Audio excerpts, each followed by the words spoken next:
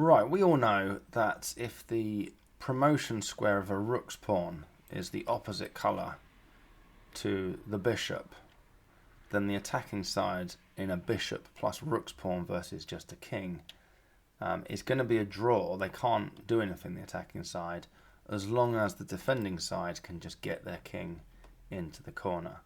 So black's drawing move here is king g8. And that's it. We can't do anything after that.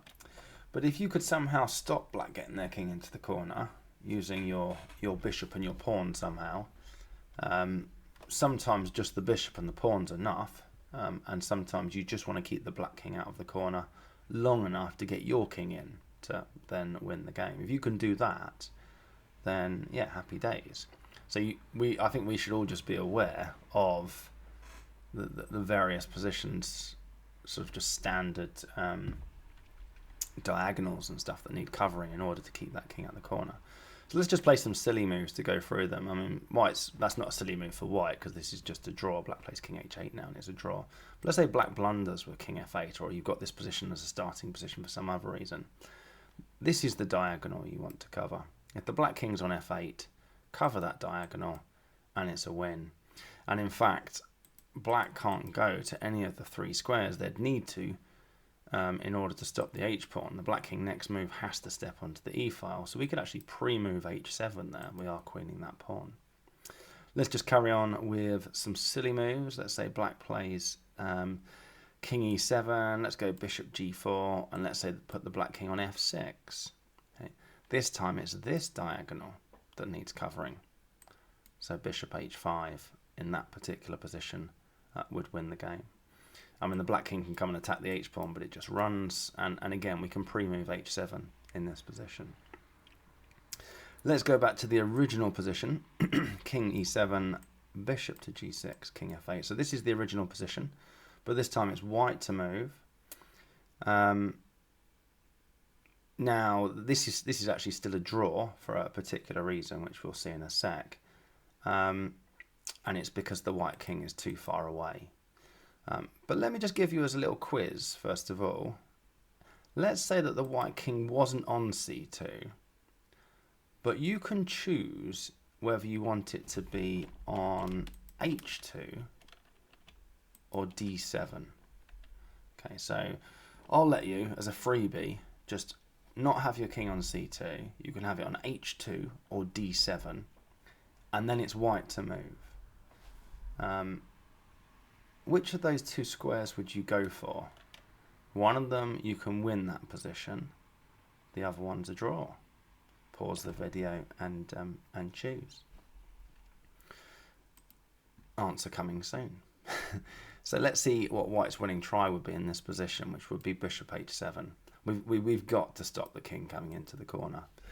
And now black's only got one thing that they can do to try and draw this, to be honest. They've got to play king f7.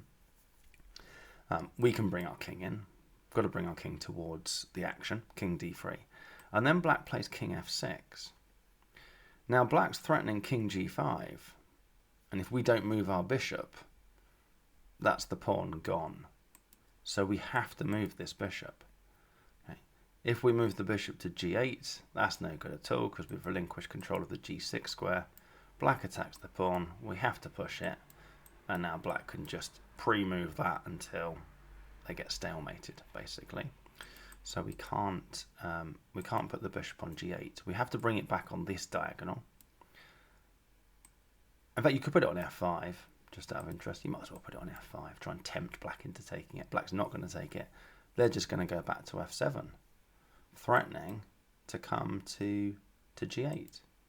So you've only really got, well, you've got a couple of ways you can stop the black king getting to g8. One of them is to go around in circles, which we can see is a draw. The other one is this last little sneaky try, where of course we don't take that bishop, we play king g6, and the pawn's gone.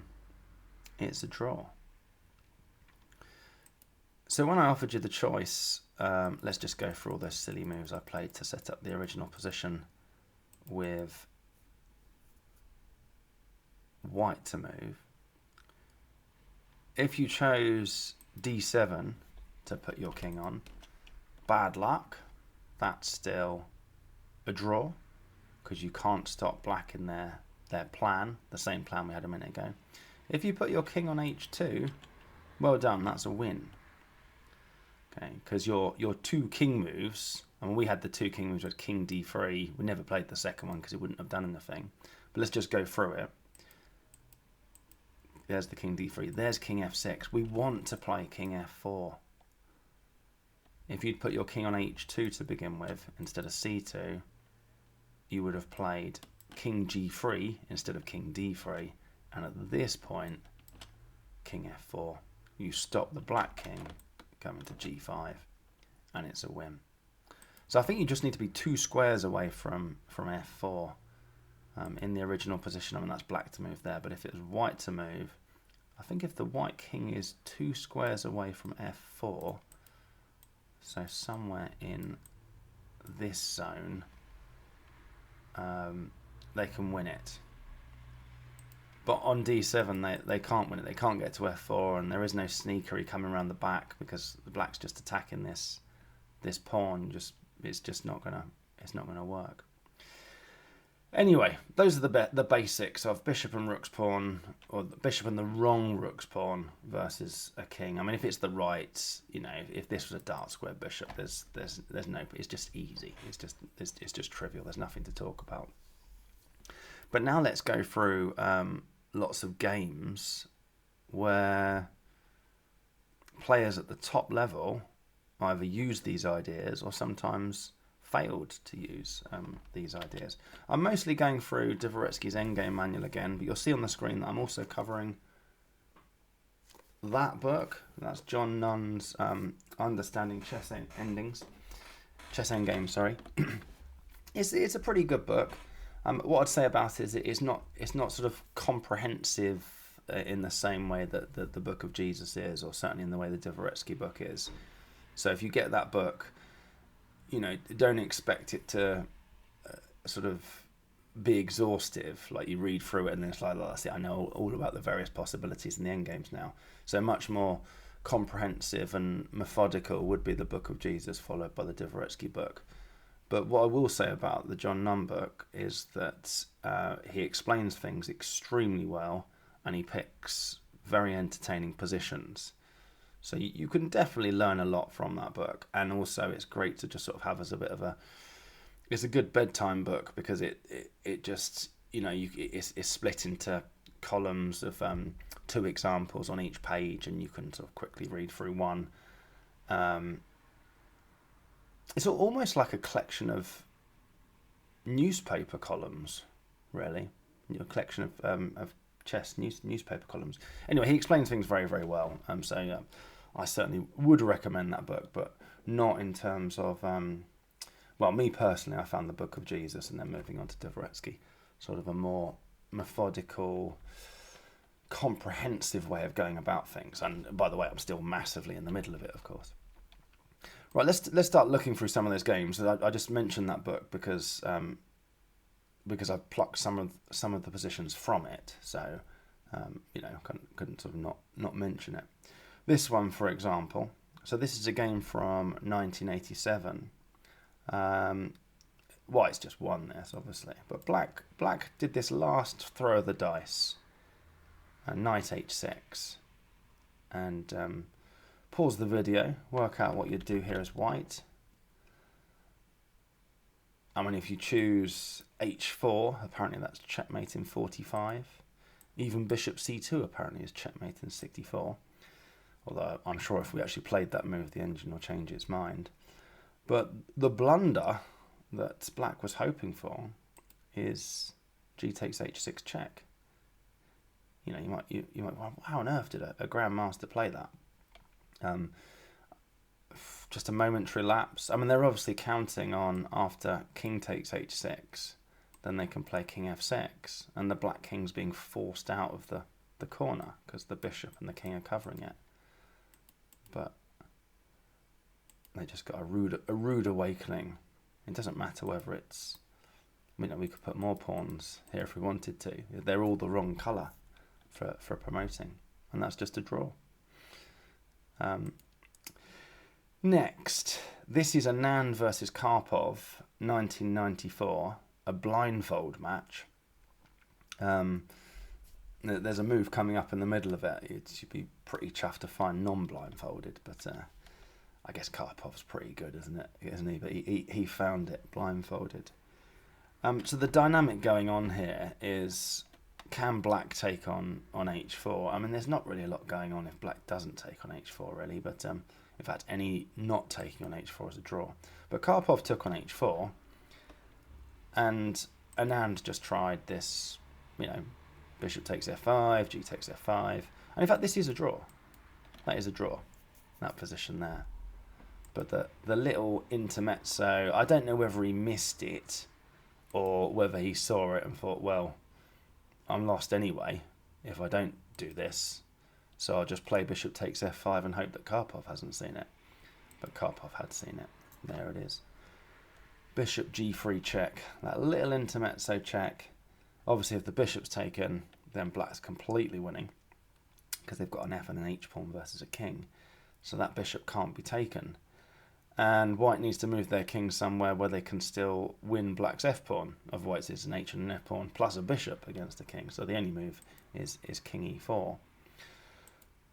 Karpov took on f5, and you think, what's so good about that? You could have had that same position. But the crucial bit is that Karpov's bishop's already on this very useful diagonal. So he just chucked it back to b8. Anand desperately tried to get his king into the corner. King e4. h4, king f3, h3.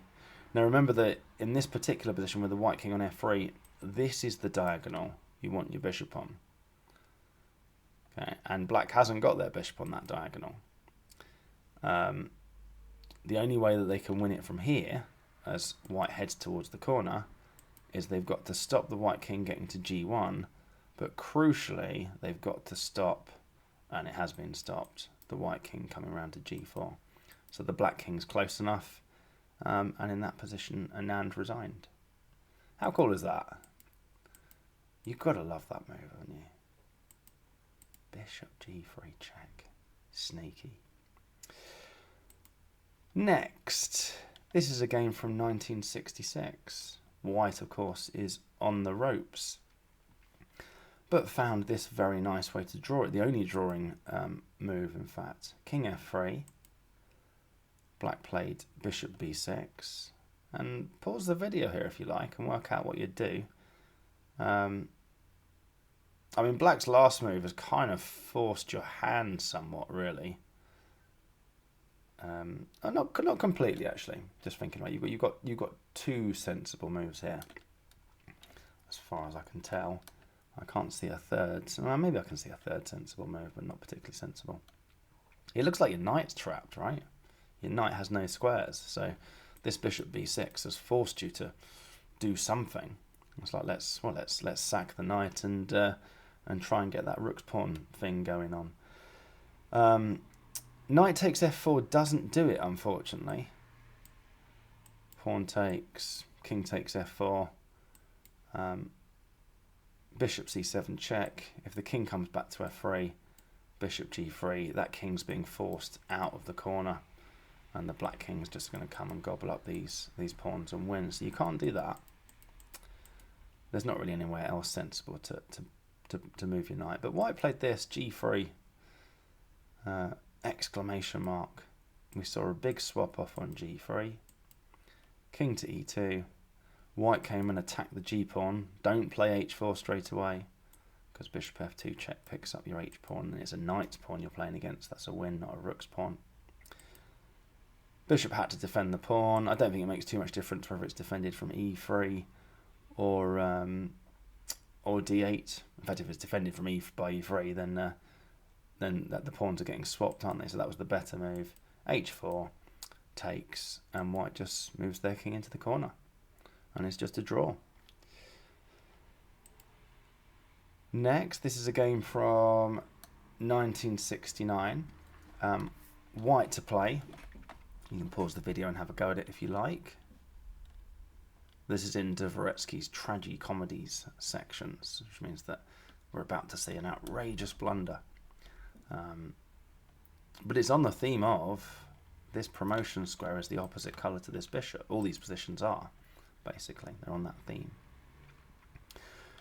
So, I mean, there's so many ways to win this, or at least a couple of ways to win this. E6, that's probably the best way of doing it.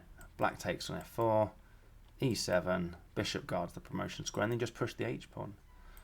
This is called pants, by the way. And that's something I found out recently. If you've got two pawns sort of going down the board, and a bishop trying to deal with them, it's called pants. I don't know whether it's a Russian thing that then got translated into American English, because it looks more like trousers, you know. And for us, pants don't have these sort of long legs. But pants sounds better, yeah, doesn't it? It'd be good to get a chess position and go, aha, pants. But yeah, pants. The bishop can't deal with pants. Pants are a problem for bishops. So yeah, that would have been an easy way to win it. But it's in Dvoretsky's tragicomedy section, because in this 1969 game, white played bishop g6. And black just took on f4 with the king. And it's just drawn now. White was probably counting on bishop takes f5, and when king takes f5, remember that these two pawns, if their floating square reaches the back rank, they promote without the help of the king. Maybe white knew that, and that's why they played bishop g6. But they got a rude surprise there. It must be just such a pang of pain when that happens. You know, because the guys playing these games, they're top players. You know, I wonder when they realised king takes f5. You know, somewhere before black played king takes e5, you have a horrible heart-sinking moment that you've just completely ballsed up what was probably a very well played game if you were in the middle of beating another very good player. So there you go. Draw. This white king was too far away. Remember, we have to stop the black king getting to f6 in that line. So yeah, that h7, king g7. And now black's going to pre-move their way to stalemate. Next, this is from 1999, white to play. Pause the video and have a go at it if you like. Plenty of ways to win this for white, to be honest, but one reasonably obvious way is to just come and attack the h-pawn. If black doesn't want to just lose a pawn for nothing, they'd have to push it. I suppose they could push the g-pawn, but you'd just take that and play king f4, wouldn't you? And then white plays pushes the g-pawn, bishop f3, hoping that white will swap it, but bishop f5, and yeah, it's gone. It's completely gone. But in the game, white blundered outrageously. I think this is a bit worse than the last one, to be honest, but we can get to the bit that I think white miscalculated. So h3, takes, bishop a6, the white king comes to collect the h-pawn, black takes the bishop, pawn, sorry, white swaps the bishops, and it's probably worked out. I reckon white worked out when they played h3 on move 1, as we saw it here. I reckon they worked out that after the swap of the bishops, white takes the h-pawn, and white has correctly worked out that the black king can't get to f8. Okay. But they got a rude surprise here, because black doesn't need to take the bishop back. Oh, and they agree to draw. Next, this is two extremely good players playing this one. This is Fischer versus Taimanov, 1971. It is black to play. Pause the video and decide what you'll do.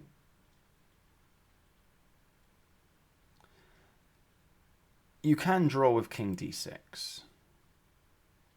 We might see bishop e2 dominating that knight. Knight d7 check, king f7, the king comes into e5, h4, knight f6. I mean, this is just one way to draw it. But on the theme of, you know, this pawn being the opposite colour to this bishop, which must have been on Taimanov's mind. He must have been thinking about how to engineer getting his king into the corner, just for some bizarre reason didn't manage to find a way to do it. But the simplest way to do it is knight to d3, h pawn gets pushed. You just play knight f4 and basically leave it there. You just leave your knight there and bring your king round. There's nothing that white can do. King f5, king d6. You just leave your knight there. I mean, what does white do? If they push the h pawn, then you take it. And if they take your knight, you're in the corner. It's a draw. What actually happened in the game, and I kind of want to know what goes through these sort of, because we're talking about an astonishingly good player, like candidate for the World Championship, playing moves that come across to us afterwards as just really very poor, to be honest. Very, very poor moves. And you're like, how? It must be they were thinking about something even cleverer that we're not thinking about, where they've sort of overthought it or something. I don't know. I don't know what they did, or just a moment of madness. But yeah, Taimanov played their king to e4, his king to e4. I mean, he's obviously trying to get to this h8 square. But Fischer just sort of blocked him out. Bishop c8, king f4, h4. I mean, this knight's just not really got anywhere to go. He tried f3, h pawn got pushed. I mean, it's just looking so shaky now, isn't it? The only way that black can draw this is to sort of keep their knight on g5. There it is, back to g5, but you can see they're going to get zugzwanged out of it. That's it. What do they do now? Did that. and then just resigned. Queen versus knight. That's about to become.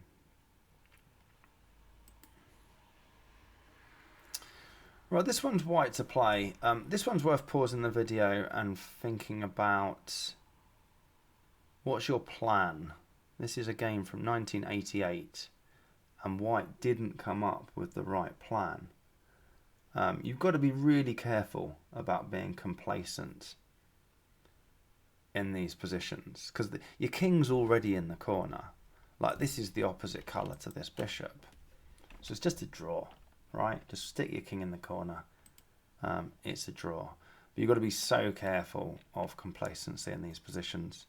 It is a draw if your g3 pawn was missing. But with your g3 pawn on the board, what black would want to do is stalemate you and force you to push it. And then you've had it, because you'll promote their rook's pawn into a knight's pawn. So your plan should be, you've got to keep the black king away from h3. If you don't keep the black king out of h3, which white didn't on the day, and play king g1, king h3, they've now had it. If their king goes that way, bishop c5, and then it doesn't matter about this being the opposite colour to the bishop anymore, because you've already forced the white king out of the corner. So the king has to go, bearing that in mind, the king has to go that way, but then you still play bishop c5, and you just stalemated the white king. They have to play g4, and in fact I think they're getting checkmated here, aren't they? They're just getting checkmated. That's checkmate. So yeah, big mistake from white, just dropping the king back. What white had to do was keep the black king out of h3 while playing king h2. If the g pawn goes, we don't care. Then it is a draw. Just king back to h1. It's not about stopping the king taking the g pawn. We don't care if the g pawn goes. I mean, after king f3, we don't care if the king comes to h3 through the g pawn, because if the g pawn goes, it's a draw. We just got to make sure every time the king goes back to g4, we stop king h3. So here white could actually even play king h3. But you've got to be a bit careful here as well, because what black will try and do is get to the g1 square and stop your king moving back to h2. That will force you to push this pawn again, so you've got to be careful of that. So king back to h2, black just waits, and now of course don't play king h3 because of what I just said. Go to h1. Again, we don't care if the g pawn falls, especially there actually, that would be stalemate immediately.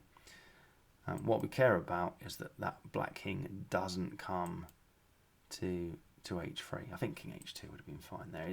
There isn't a sort of corresponding squares thing going on here where you have to be really careful which of these you choose. You just stop the black king getting to h3. It really is as simple as that. And if king f3, then you can put your king back to h1. And it's a draw. Right, on to studies.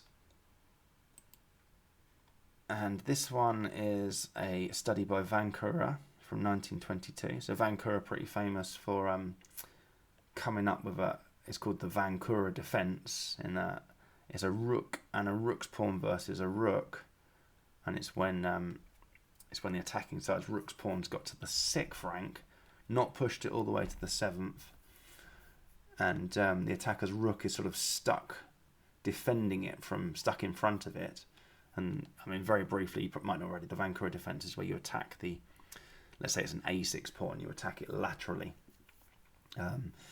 It's definitely a drawing procedure you should know. But anyway, aside from coming up from that, he also came up with this study from 1922.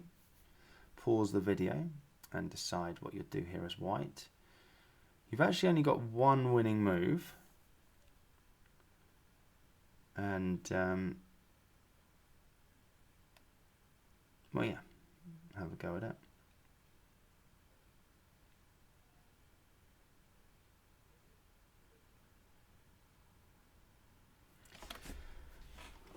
So ultimately, you might be able to do this thinking about this bishop basics right at the start, all the different, your pawn, if you think about them, your pawn's going to be getting to h6.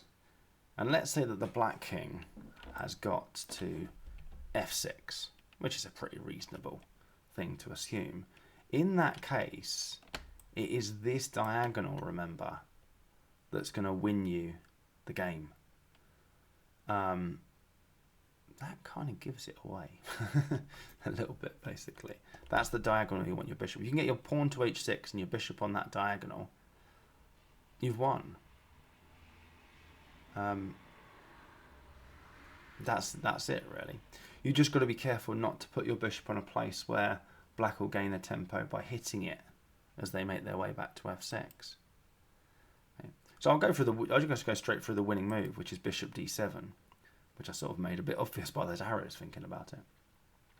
First of all, if black doesn't shoulder your king, so king f3 I think is just an awful move, because we could play king d4 and after king f4, h4, the black king has to go backwards because all of these squares are covered, and this one, so black king has to go back, and that's just a win. So king f3 is no good. They've got to play king e3. Then you play h4. If black plays king f4, it transposes to what we just saw. So they've got to play king e4. You just keep pushing the h-pawn all the way to h6. And when black plays king f6, you play bishop e8.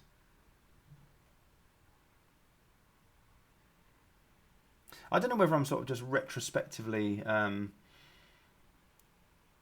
with the benefit of hindsight, making this out to be easier than it actually was. Because I remember spending ages and ages working this out and getting it wrong, and then trying to work it out again and eventually sort of getting it. But if we go back to the initial position, I mean, it really is as simple, isn't it, as when the white pawn's on h6 and the black king has made its way to f6. This is the diagonal that we want to control, and it's just to win.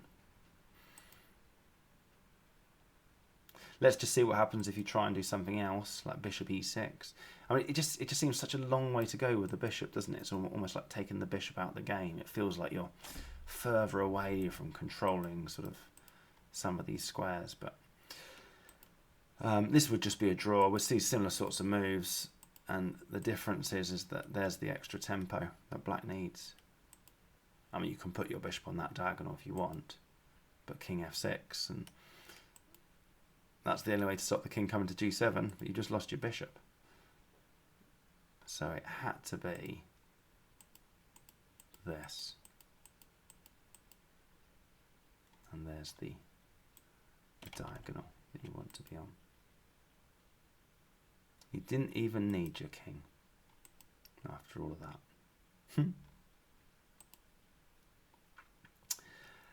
Right, this one's very hard. Yeah,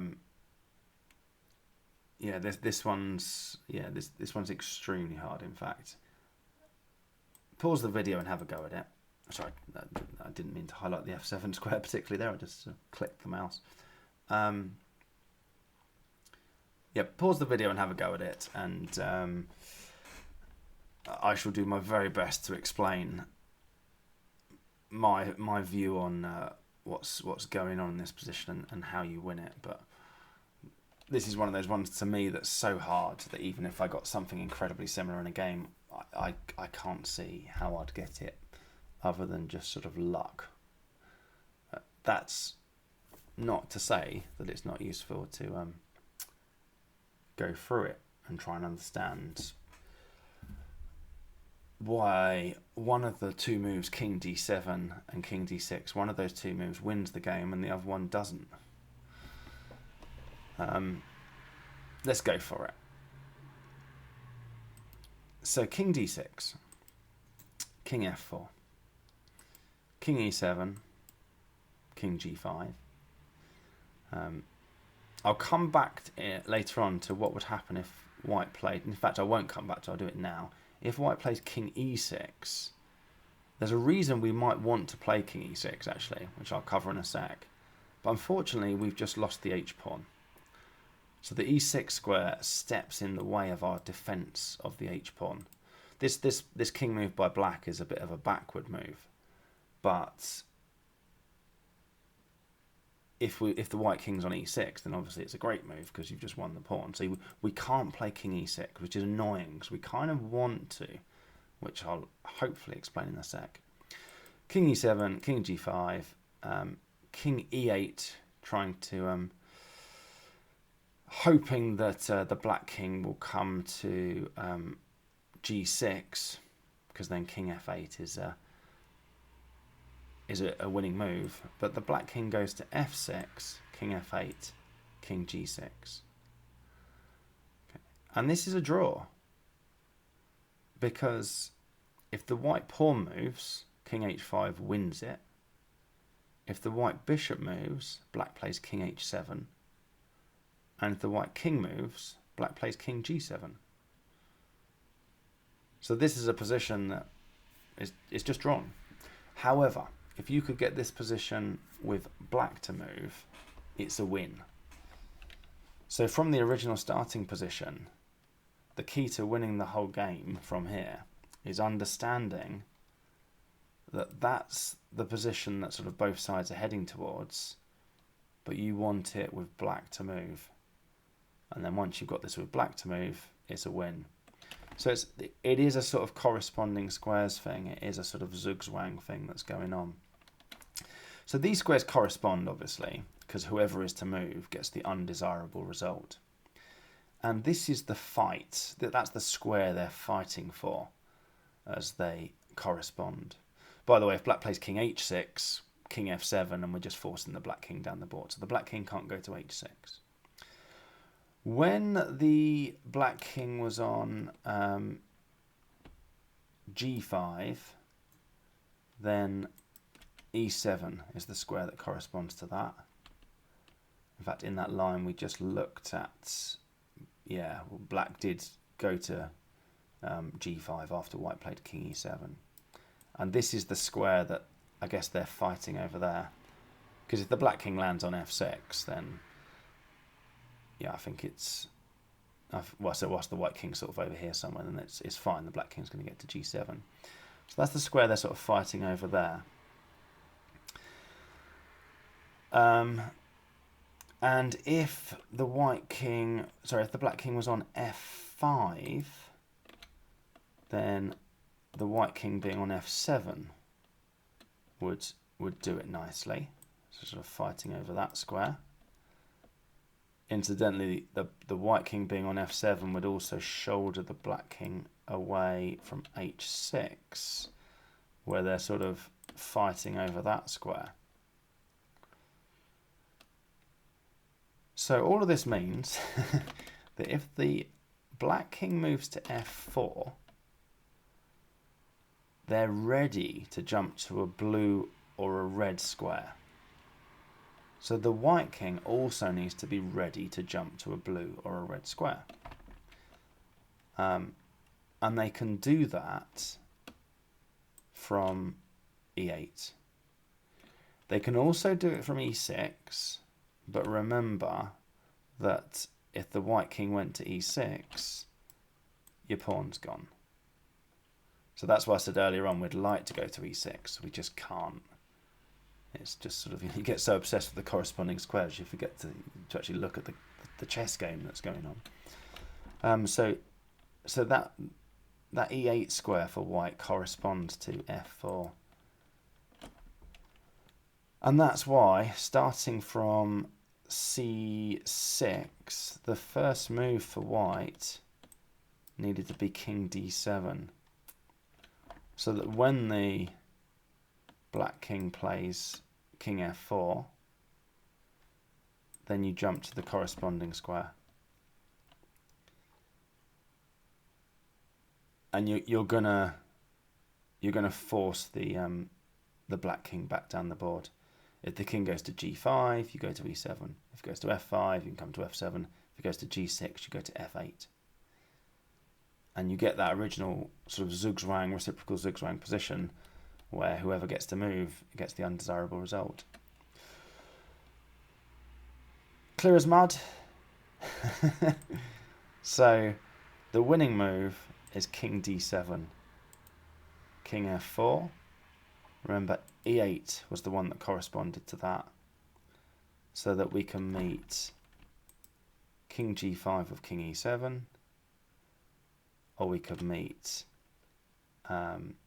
king f5 of king f7, and if after going to g5 we got king g6, we can meet that with king f8. So king g5, king e7, king g6, king f8. I'll go back actually, instead of king g6, if we saw king f5 here, yeah, then king f7, king g5, king g7, we're fine. We've shouldered the black king out. By the way, notice there that we stepped in front of our bishop. We had to be a bit careful when we did that, because this can't jump over to defend the pawn, but from f5, the black king can't attack the pawn. So that's the way to attack the pawn, but it goes through the g4 square, which of course the pawn covers. So yeah, king e7, king g6, king f8, we've arrived back at the same position, but this time it's black to move. If king f6, bishop f7, I mean, what would we see here? King g5, we can go king g7. If black comes to attack the pawn, bishop e6. I mean, you can see this is over now. The black king is getting forced out the corner, and we are going to promote that pawn. If instead of king f6, black tried king h6, I think I coloured that in blue. So f7 corresponds to h6, and now we've forced the black king out. Win. Anyone get that? Anyone work out all those corresponding squares? That position of reciprocal zugzwang there. And then concluded, oh well, I'll need to play king d7 here and not king d6. Really, really hard. But I think I understand it by the time I finished it. Don't think I'll find the move in a similar position next time. But does that mean I've learnt nothing? Well, not going to start that debate again. Last study before going on to talk about an absolutely mental position that I've decided is just too far above my level, that I'm basically not going to bother with it, but I'm still going to explain what that is. And you can sort of decide whether you want to explore it or not. But yeah, this one is white to play and try and get a win, obviously. The draw's fairly trivial, so yeah, white to play and win. Pause the video and have a go. I'd say the first move's fairly obvious, because you're about to lose your B pawn. So, got to push it. I'll cover what happens if black doesn't take it actually in a sec. King c6 is a perfectly reasonable move. I'll come back to that because it transposes. I don't want to do it yet because the way in which it transposes gives away a really important move that white has to play in a minute. So let's say black takes it. A takes b6, then we push the a pawn, and then black plays king c6. Now this is another good pause the video moment. When I first attempted this study, this is a study from 1928, I couldn't get past this position. I couldn't get it.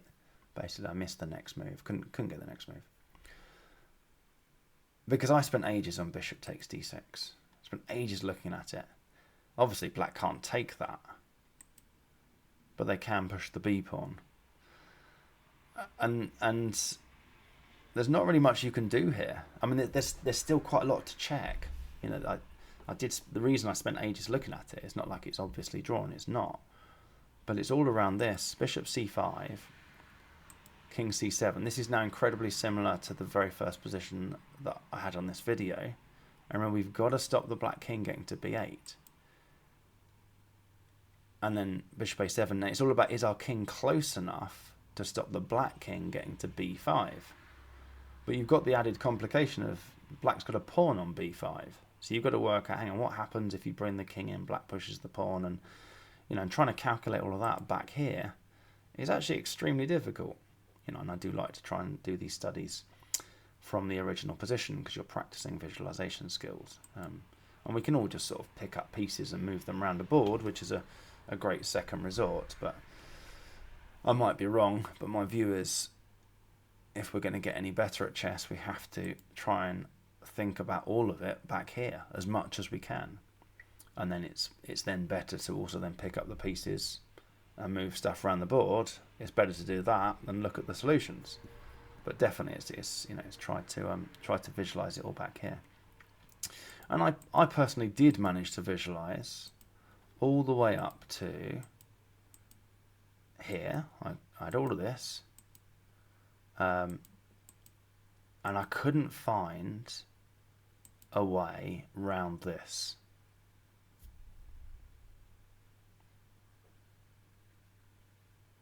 I mean, this is gone. This is a draw. But when you're trying to do these positions, you know, imagine like you are in a chess game. You don't know at the end of a line whether is there something else there that I can't see. Is there another move? And because there's always moves we miss, isn't it? We're always missing moves. It's like, oh, I looked at that variation, I just didn't see that move at the end of it. So I didn't know. You know, I mean, it's a study in a book. So there must be something. I'm sure bishop takes d6 is the right answer. Just what am I missing at the end of all this stuff? That's basically what's going through my head. We weren't missing anything. I wasn't missing anything. It's a draw. Bishop takes d6 doesn't do it. It doesn't cut it. You've got to play bishop e7. Absolutely brilliant. It's just absolutely brilliant. If black plays king c7, then you play bishop takes d6, because this time it arrives with check, and black has to deal with it. They can't play b5. King c6, and you just bring your king in. b5, then bishop c5. Your king's one step closer. King c7, there, done. We're going to stop the black king getting to b5. What else could black try in this position? They could try b5. I think that transposes. I think it does actually. If they play b5, then we go to d8. Remember, that's the diagonal you want it on when the pawn's on a6. This time black actually can just leave it there, because if you push the a pawn, then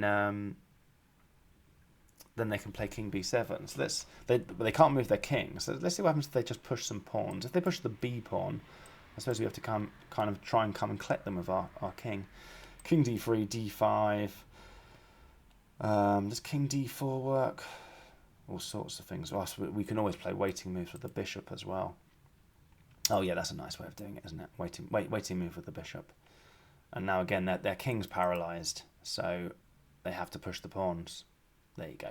That's the easiest way to think about it, isn't it? We've got waiting moves with the bishops. With the bishop, sorry. So the only other thing to check is back in the original position, b6. Black doesn't have to take that. They can play king c6. And then we play king e7, which basically transposes. Nearly transposes. Black's got this king b7 here. But then you've got bishop d8. And now you've got 2 pawns, which is okay, because at any given time now you would promote your rook's pawn to a knight's pawn, which is of course a win. The only other last thing to check is after king c6, bishop e7, what if black takes the pawn then? Yeah, that just transposes to the lines we've just looked at. So incredibly well done if you looked at all of that, analysed bishop takes d6, just like I did, got to the end for it doesn't work, and then went back and found bishop e7, which I didn't manage to do. Couldn't find that bishop e7. Right, that's all the games I was going to go through, but I'm going to talk about one other thing, which is in the Dvoretsky bishop versus pawn chapter, and it's just after he sort of goes through the bishop and the wrong rook's pawn, all the basics basically. He then introduces this study, which is from Rauser. So Rauser, presumably the same Rauser as in the Richter-Rauser variation of the Sicilian, back in 1928, decided it would be great fun. They didn't have engines back then, obviously, but he thought it'd be great fun to study this position. And he studied it so much that he came up with a drawing zone for the black king. Because this pawn is the opposite colour to this bishop. Sorry, not that pawn. The promotion square of that pawn is the opposite colour to the bishop. So the only way that white can win this is if they can somehow force the black king, keep the black king out of the corner and win the a-pawn. They've got to keep the black king out of the corner and win the a-pawn. And the interesting thing, I just ruined the drawing zone there, is that, yeah, Rauser found this drawing zone. I might have just changed the drawing zone, actually. Was it this one? I think it was that. Yeah, it was that. That's the drawing zone. Because the natural inclination here, which you want your king in the corner, you can just put your king in the corner, you're fine, is to go this way. You've just gone out of the drawing zone and you would actually lose it from there. Am I going to memorise this drawing zone? No, I'm not. But I am going to remember that, these blocked rook's pawns, it's not just a simple case of just always move your king towards the corner in the sort of the way that we'd visually think about getting to the corner, because the white king and the bishop can kind of bully you out of that corner. I'm definitely not going to remember the exact shape of Rauser's drawing zone, but we've got to be above. So this steps outside the drawing zone.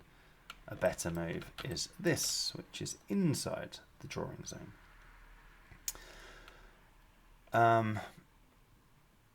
It's just mental. What I've done with this, something you might enjoy doing. I don't know if you've ever done Queen versus Rook, try to win that against Stockfish. That's pretty damn hard, by the way. I tend to win it half the time, and the other half the time I get 50 moved. which I hope would never happen to me in a game. See, that's something you could try. Try this one against Stockfish. Okay, so I've tried this as black. Every single time I've tried it, Stockfish has beaten me. And then I've also played dodgy moves as black and then tried to win it as white. In fact, there's another position I'm about to show you where I've tried to win it as white and got nowhere. Not even close to winning it. So you could try that for a bit of fun, I suppose. Although it's not fun where you sort of continually fail at something like I did. I just kept failing at it. But maybe by the end of it, I'll have at least remembered from the failing what it is I'm meant to be doing in these positions. Let me just show you some of the moves that are the best moves according to the engine. You know, so if you're watching two super GMs play this, this is how the game might proceed. Actually, that's not too bad. Sorry, it wasn't that one. That all made sense. That was straight out of the Dvoretsky endgame manual. Yeah, so sorry, you put black goes into the drawings. I sort of understood all that. This all just seemed fine, but Stockfish doesn't do this. Stockfish kept trying to win it and didn't just go and grab the a-pawn and let my king go into the corner.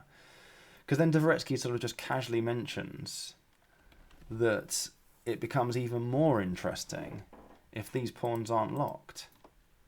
Because what white wants to try and do here is stalemate the black king, and from that, that'll force black to push this pawn, which you can then just take with the bishop, probably with your white king on b7 or something, and the black king's never going to get near the corner. Okay, so I've tried to do this. This is a win for white, by the way. Bishop d6 is a winning move. I found that move. That bit's okay. And I've tried to play this against Stockfish now, where I try and stalemate the black king so that I can then win it. And one of the things is that it's not just about stalemating the black king. Sometimes if the black king's too far away, then we can then play a3 as white, still collect the a4 pawn and keep the black king out the corner. Let me just show you some top engine moves in this line, just to give you an idea of how ridiculously hard this is. Just look at some of the sort of seemingly nothing bishop moves. This is best attack, best defense. Check this one out. Bishop f2 check. Okay, bishop f2 check. Okay. Guess which one of these two moves is still a draw?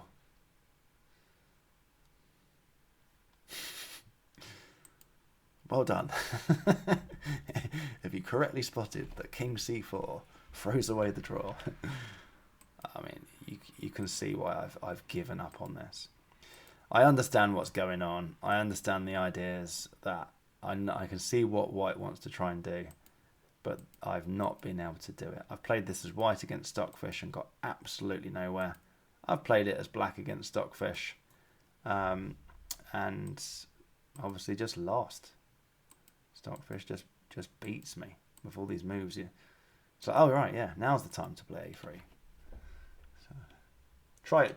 Try playing it as black against Stockfish, and at some point it just plays a3. It's just so far above my level that I just decided not to bother with it, basically. But at least I understand what each side's trying to do at the beginning. And then finally, one more that you could have fun with if you wanted to. So this is something that Horwitz and Averbaka decided to study after Rauser. And this is, black to play in this position. And this time we've got to collect the B pawn and the A pawn. But there's also the trick of if we can stalemate the black king, it will force black to push the B pawn. There's the added dimension that black pushing the B pawn isn't necessarily the end of the world, because they get drawing chances out of pushing the A pawn afterwards as a pass pawn on A4. So I think Dvoretsky says something like, to draw it, you're fine just sort of having your king in the lower half of the board, because if white tries to stalemate you, then you can at some sort of opportune time push the B pawn. I mean, it's just too far above me. If I got this in a game, I would just have to do my best, basically. At least appreciating the ideas. And one idea I sort of do appreciate, I think I'd get this bit, is that one of these two moves is a good idea and the other one isn't. In fact, one of them, my God, one of them's checkmate in 9, which kind of gives it away, really. If you move your king into the corner, you're getting checkmated in 9. So even though you want your king in the corner, once these pawns are gone, it's a bad idea to do it straight away. So you keep your king out the corner for now, king d8. Should we see the checkmate in 9? Just going to cheat and look at the checkmate. So we see bishop d6 check. King c8, that's checkmate in 5. Oh yeah, we can see that. That's okay, good. So king c8 is checkmate in 5. If we go king a7 prolongs the checkmate the most. King a8 checkmate 7. Let's prolong the checkmate then. So king a7 would see king c7. King a6, then bishop b4, king back to a7, bishop c5 check. Oh, there you go. There's the stalemate again.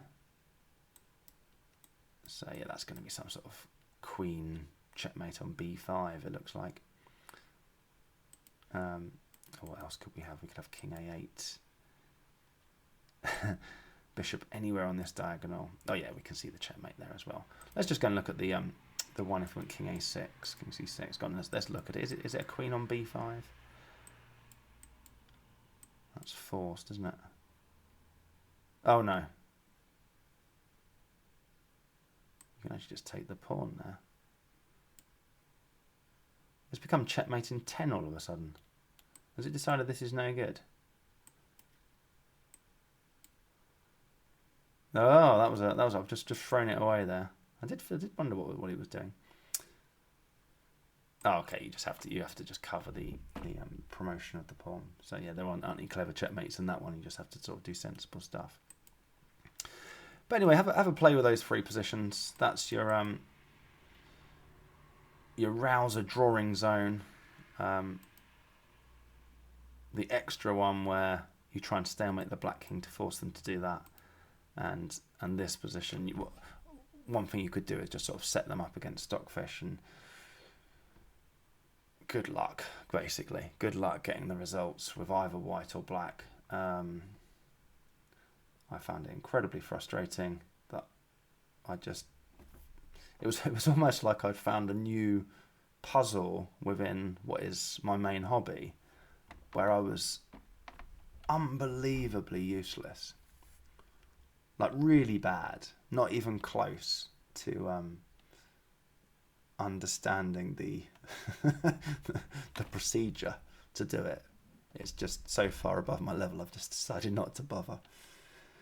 But anyway, before all that rouser stuff, hopefully everyone liked all the bishop basics and all those games where top players have made use or not made use and blundered the idea of the rook's pawn of the wrong colour plus bishop is a draw if the defending side's king can get in the corner, and if you can keep their king out the corner using clever moves, then you should do it. Oh my God, that's an hour of bishop basics. I'm sure you stopped watching a long time ago.